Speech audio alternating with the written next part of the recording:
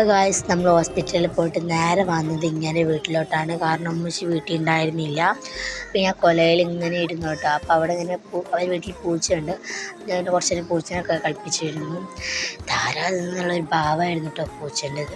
പിന്നെ നമ്മൾ പൂച്ചേൻ്റെ അടുത്ത് മെല്ലെ പോയിട്ട് കുറേ ഫോട്ടോസൊക്കെ എടുത്തിട്ട് ഭാഗ്യത്തിന് എനിക്കൊന്നും മാന്തലൊന്നും കിട്ടിയില്ല. അത് എൻ്റെ ഭാഗ്യം ഗായ്സ്. കാരണം ഞാൻ അമ്മായി ഫോട്ടോസുകൾ നമ്മളെടുത്ത് ശല്യപ്പെടുത്തലായി. ഞാൻ ഫോട്ടോ എടുക്കുന്നതിന് ആൾ അങ്ങോട്ടേക്ക് തിരിഞ്ഞിരുന്നു. നമ്മൾ വിട്ടെടുക്കോ അങ്ങനെ ഉള്ളിലേക്ക് ഇങ്ങനെ കളിച്ചിട്ടോ. പിന്നെ നമ്മളിങ്ങനെ ഓരോന്ന് അങ്ങോട്ടും ഇങ്ങോട്ടൊക്കെ ഇങ്ങനെ പറ എന്ന് കളിക്കായിരുന്നു കേട്ടോ. പിന്നെ ഈ പൂച്ച മാത്രമല്ല വേറൊരു വൈറ്റ് കളർ പൂച്ച ഉണ്ടായിരുന്നു. അത് കാണിച്ചു തരാൻ വേണ്ടിയാണ് ഉള്ളിലോട്ട് പോയത്. വൈറ്റ് കളർ പൂച്ച പോയിട്ട് ബ്ലാക്ക് കളർ പൂച്ച പോയി അവിടെ ഇല്ല. അതൊരു കുഞ്ഞാണ് കേട്ടോ. എവിടെയെങ്കിലൊക്കെ പോയിട്ടുണ്ടാവും.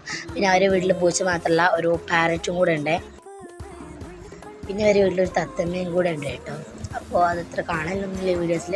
പിന്നെ ഈ എന്താ പറയുക, ഈ വീട് ഈ കാണുന്ന വൈറ്റ് അങ്ങനെ വേറെ അപ്പാപ്പ കിടക്കുന്ന വീടാണ്.